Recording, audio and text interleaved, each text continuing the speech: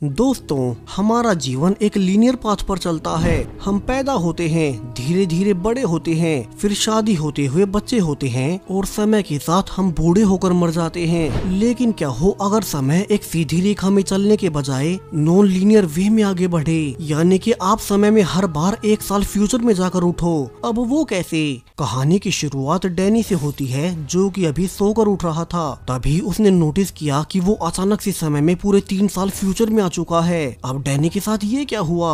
वो अचानक से फ्यूचर में कैसे आ गया? कहानी यहाँ से कुछ साल पास्ट में जाती है, जब साल 2008 की न्यू ईयर की पार्टी में डैनी अपनी गर्लफ्रेंड से मिलने पहुंचा था। लेकिन वो गलती से अपनी गर्लफ्रेंड के बजाय एक दूसरी एलिस नाम की लड़की को पकड़ लेता है। हालांकि इसके बाद डैनी उसे माफी मांगते हुए समझाता भी है कि उसने सेम ऐसी ही एक और ड्रेस अपनी गर्लफ्रेंड को गिफ्ट दी थी, इसलिए इसी ड्रेस के धोखे में उसने उसे अपनी गर्लफ्रेंड समझकर दबोच लिया। तभी डैनी की एक्चुअल गर्लफ्रेंड भी वहाँ आ गई और वो ये समझकर कि डैनी तो यहाँ किसी और लड़की के साथ लगा हुआ है, वो उसे थप्पड़ मारकर चली गई। अब एलिस कहती है कि उसे अपनी गर्लफ्रेंड के पीछे जाकर उसे मनाना चाहिए, लेकिन डैनी ने कहा कि वैसे भी उनका रिश्ता कुछ खास नहीं चल रहा, सो ये अच्छा ही हुआ। लकीली एलिस को डैनी पसंद आ जाता है और वे इसके बाद लगातार मिलने लगे, जिसके बाद तो उनमें आने वाले 1 साल के अंदर प्यार होते हुए शादी भी हो जाती है। अब डैनी एक ऑफिस में जॉब करता है। उसका अपने फ्यूचर को लेकर बहुत सीधा प्लान था। वो अभी 40 साल का है, सो उसने तय किया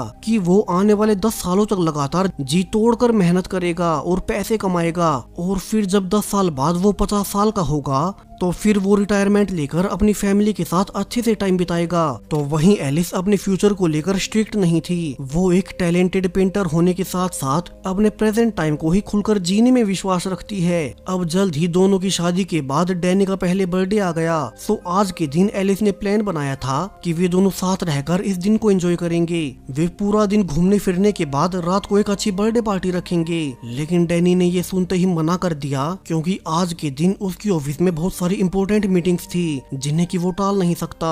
डैनी हमेशा की तरह आज भी जल्दबाजी में ऑफिस के लिए तैयार हो गया। फिर जब एलिस ने प्यार से उसे अपने हाथों से बनाया पैनकेक भी दिया, तो भी डैनी के पास टाइम ना होने से वो बिना पैनकेक्स के ठंडा होने का इंतजार किए उसे गर्म ही खाकर जल्दी से ऑफिस निकल गया। दरअसल उसे तो अभी कैसे भी करके ऑफिस में प्रमोशन लेना था, इसलिए वो अक्सर हॉलीडेज वाले दिन भी काम किया करता। जबकि घर पर एलिस डैनी की रात वाली पार्टी के लिए प्रिपरेशंस कर गेस्ट को बुलाने लगती है। वहीं जब शाम को उसने डैनी को जल्दी से घर आने को भी कहा कि वैसे भी वो पूरा ही दिन ऑफिस में बिजी रहा है, सो कम से कम वो अपनी पार्टी में टाइम से आ जाए, तो भी डैनी ने उसे 10 मिनट में पहुंचने का कहकर झूठ बोल दिया। असल में ऑफिस में ही लेट होने के बाद उसे अभी अपने बीमार पिता की दवाइयां पहुंचाने उनके ओल्ड एज होम में जाना था। यहाँ भी पहुंचकर उसके पास फोन आ गया कि उसके घर का दरवाजा जो कि टूट गया था अब वो रेडी है। सो डैनी ने सोचा कि अगर वो बाद में दरवाजा लाएगा तो क्यों ना वो आज ही अपने सारे काम निपटा ले, ताकि बाद में उसके ऑफिस के काम में कोई दिक्कत ना आए।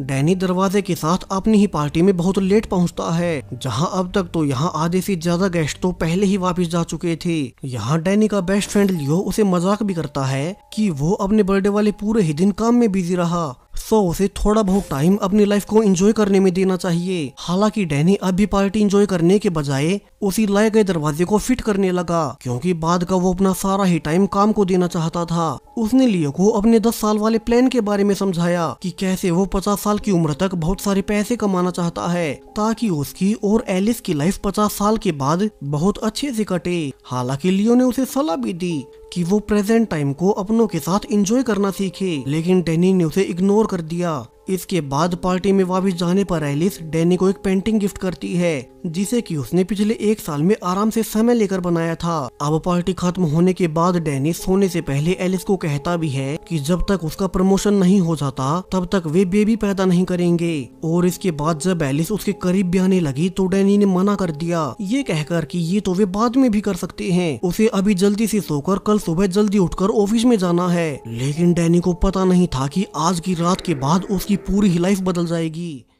डैनी जब अगली सुबह उठा तो वो ये देखकर हैरान रह गया कि कल रात की पार्टी की सारी डेकोरेशंस अब साफ हो चुकी थी। उसे लगा कि ये सब एलिस ने सुबह उठकर किया होगा, लेकिन तभी एलिस डैनी को बर्थडे विश करने आती है, जिस पर डैनी ने कहा कि कहीं उसे अभी तक हैंगओवर तो नहीं, उसका बर्थडे तो कल था। कि तभी उसका ध्यान एलिस के पेट पर गया कि वो तो कई हफ्तों से प्रेग्नेंट है। अब डैनी चौंकते हुए पूछता है कि वो प्रेग्नेंट कब हुई, और उसने तो पहले ही मना किया था कि बिना उसके प्रमोशन के वे बच्चे पैदा नहीं करेंगे। अब ये सुनते ही एलिस भड़क उठती है। उसने गुस्से में कहा कि डैनी पिछले 1 साल में सिर्फ अपने काम में लगा हुआ है, इसी बीच उसका 2 बार प्रमोशन भी हो गया, फिर भी वो ऐसी बातें क्यों कर रहा है। अब ये सुनकर तो डैनी का ध्यान पास के कैलेंडर पर गया और वो ये देखकर हैरान रह जाता है कि अभी तो साल 2011 चल रहा है, यानी कि वो पूरे 1 साल फ्यूचर में आ गया। उसे कुछ समझ नहीं आता कि उसकी लाइफ का 1 साल कहाँ गया। वह उसे पिछले 1 साल का कुछ भी याद नहीं। अब उसे शुरू में लगा कि उसे ज्यादा काम करने की वजह से भ्रम हो रहा होगा, सो वो नहा धोकर सोने चला जाता है। लेकिन जब उसकी कुछ देर बाद फिर से आंखें खुली तो लकीली इस बार एलिस का पेट फिर से पहले जैसा पतला हो गया। डैनी को इससे बहुत रिलीफ मिलता है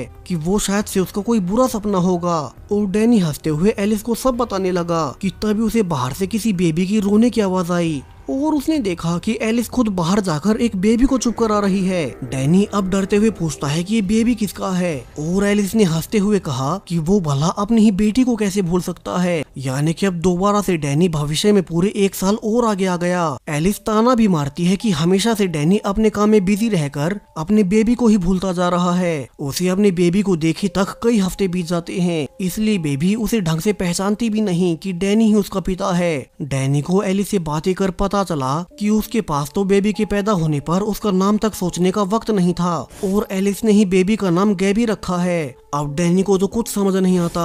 वो घबराकर जल्दी से एक डॉक्टर के पास गया और उसने उन्हें अपनी सारी प्रॉब्लम बताई कि कैसे उसे पता चले बिना वो 2 साल फ्यूचर में आ चुका है। अब डॉक्टर ने रिवील किया कि उसकी पूरी बॉडी स्कैन करने पर उन्हें कोई प्रॉब्लम नहीं मिली। सो डॉक्टर के अनुसार चूंकि डैनी अपने काम में कुछ ज्यादा ही बिजी रहता है, सो इसी कारण उसे स्ट्रेस में भ्रम हो रहे होंगे। डॉक्टर ने आगे सलाह दी कि डैनी को कुछ दिन ऑफिस से छुट्टी लेकर अपनी पत्नी और बेबी के साथ वक्त बिताना चाहिए। अब डैनी कंफ्यूज होकर वापस से घर आता है, जहाँ की एलिस अपनी पेंटिंग में बिजी थी। उसने कहा कि कम से कम आज चूंकि डैनी अपने ऑफिस नहीं गया तो वो बेबी को ही संभाल ले, ताकि वो अपनी पेंटिंग पूरी कर सके।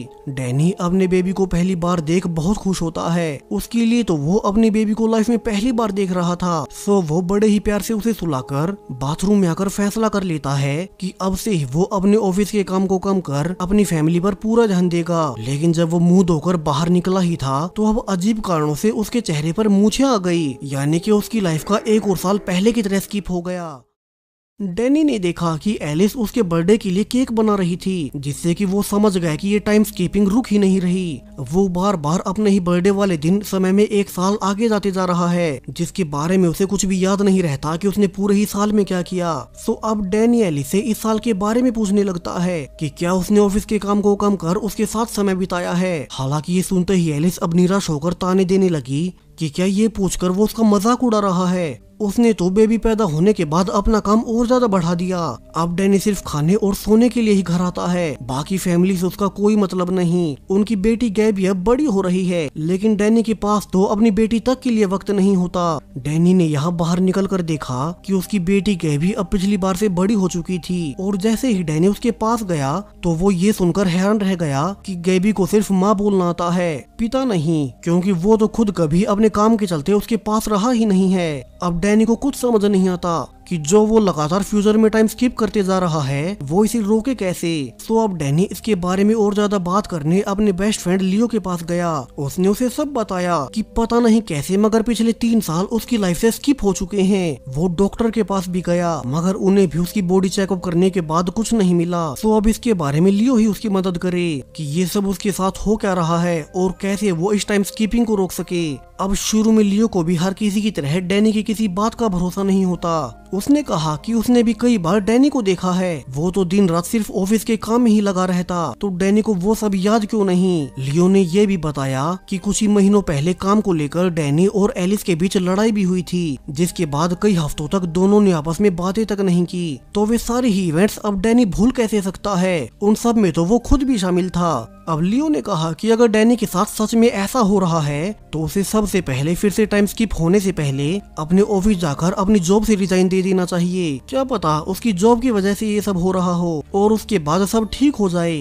अब डैनी को यह आइडिया बिल्कुल सही लगा और वो जल्दी से अपने ऑफिस जाने लगता है। लेकिन जैसे ही वो अपने ऑफिस की बिल्डिंग में घुसा ही था कि अचानक से रियलिटी में ग्लिच होते हुए उसके कपड़े बदल गए, यानी कि फिर से एक और साल स्किप हो चुका है। डैनी को अंदर जाकर पता चला कि अब वो इस कंपनी का सिर्फ एक वर्कर नहीं बल्कि यहाँ का सीईओ बन चुका है। डैनी ने अपनी पर्सनल असिस्टेंट केट को बुलाकर पूछा कि वो उसे पिछले साल का सब बताए कि वो इतनी ऊंची पोस्ट पर इतनी जल्दी कैसे पहुंच गया। अब केट ने रिवील किया कि चूंकि डैनी ही कंपनी में सबसे ज्यादा काम किया करता है, उसने पिछले 4 साल में कोई छुट्टी नहीं ली। वो तो बस दिन रात कंपनी के लिए ही मेहनत करता, इसीलिए उसका प्रमोशन होते हुए इस साल वो कंपनी का सीईओ बन चुका है। कंपनी के हर वर्कर ने उसे सिर्फ ऑफिस में ही देखा है। अब डैनी ने पूछा कि वो तो अपने पिछले बर्थडे पर कंपनी से रिजाइन देने आया था, लेकिन केटी के अनुसार ऐसा कुछ नहीं हुआ। वो पिछले साल अपने घर के कपड़ों में ऑफिस में आया तो था, लेकिन उसने कोई रिजाइन नहीं दिया। अब डैनी ये सोचते हुए बाहर निकलता है कि उसकी लाइफ में ये सब क्या हो रहा है। तभी उसने ध्यान दिया कि अब उसके पास एक लग्जरी गाड़ी आ गई, यानी कि वो लगातार काम करने से और सीईओ बनने से अमीर तो हो गया।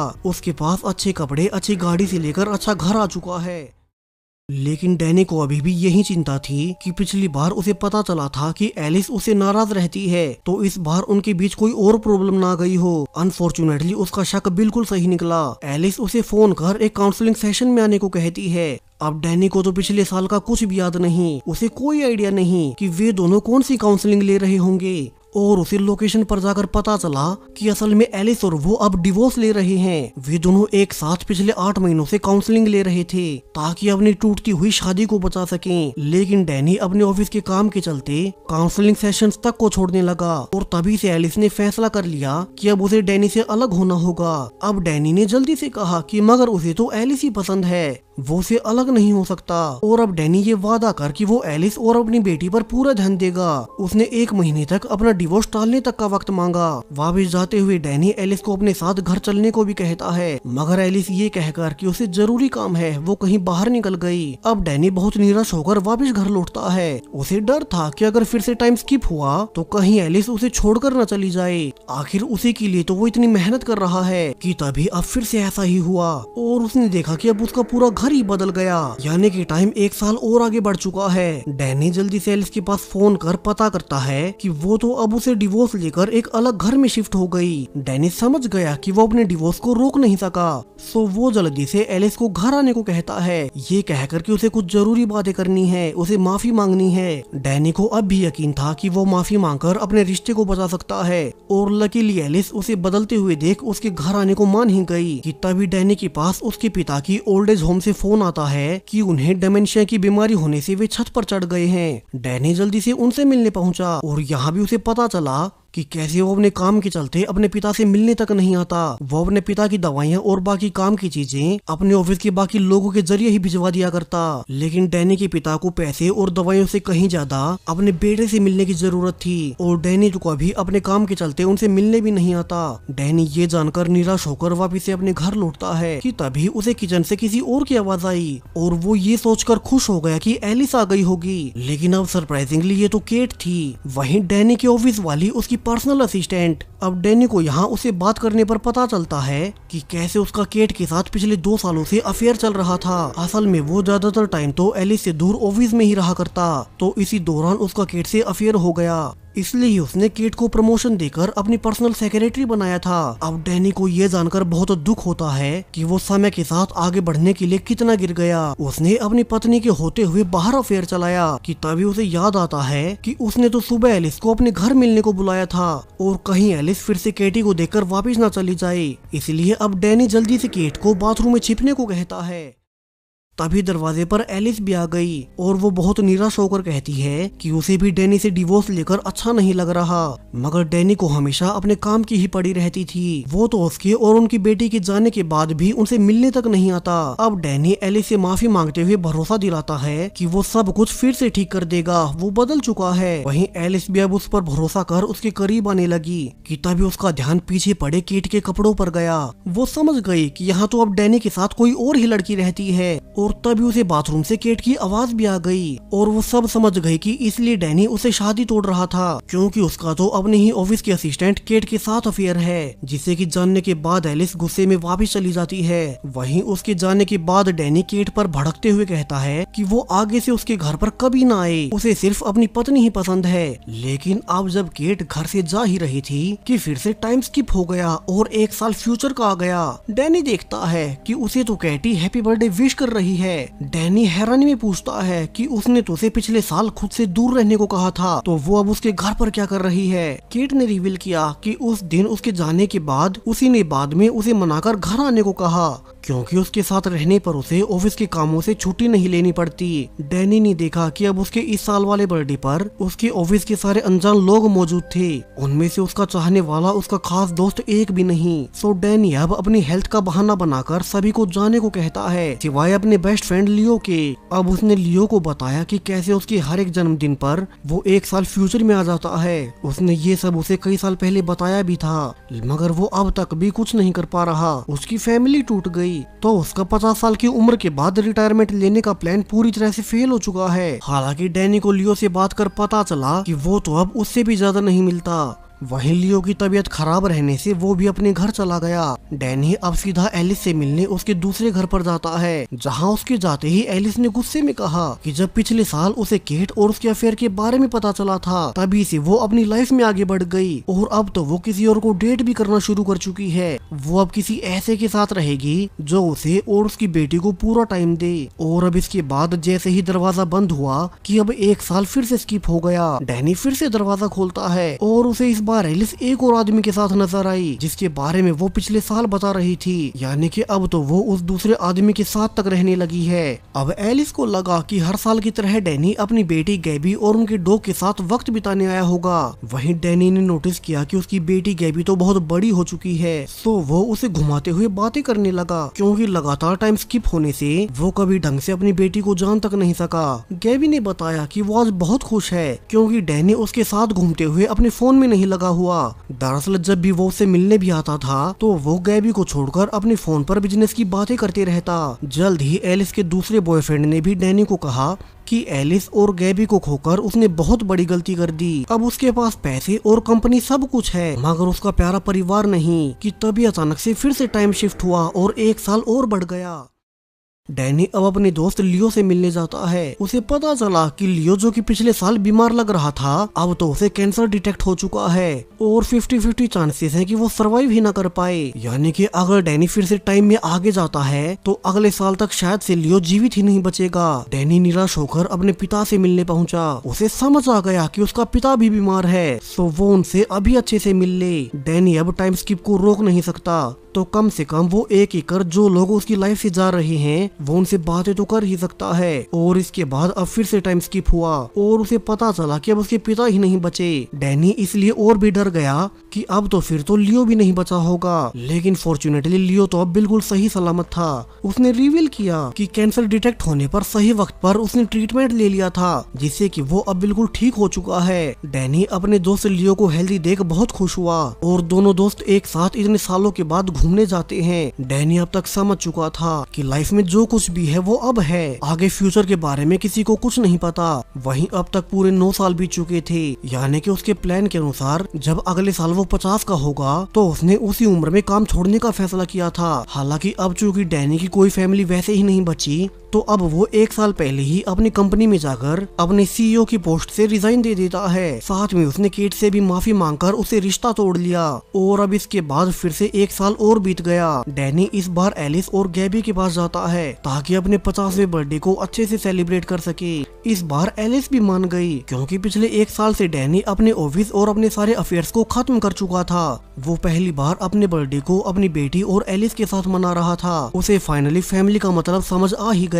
इस रात डैनी एलिस से माफी मांगते हुए उसे सब बताता है कि पता नहीं कैसे मगर वो टाइम स्किप कर रहा था, लेकिन उसे इस दौरान समझ आ गया कि वो कितनी बड़ी गलती कर रहा था। वो प्रेजेंट को छोड़कर फ्यूचर सिक्योर कर रहा था, एक ऐसा फ्यूचर जिसका कोई भरोसा नहीं। अब एलिस को डैनी की बातें सुनकर लगा कि उसे अपनी गलती का पछतावा हो गया है और वो उसे माफ भी कर देती है। एलिस ने बताया कि वो भी अपने दूसरे बॉयफ्रेंड के साथ ज्यादा दिन तक नहीं रही, उसने तो पिछले साल ही उससे रिश्ता तोड़ लिया था। डैनी अब रात होते हुए अपनी बेटी गैबी को स्टोरी सुनाकर सुलाने लगता है। हालांकि उसे पता था कि अब उसके सोते ही वो सीधा अपने अगले बर्थडे पर अगले साल उठेगा और पता नहीं तब तक उसकी लाइफ कितनी और खराब हो चुकी होगी।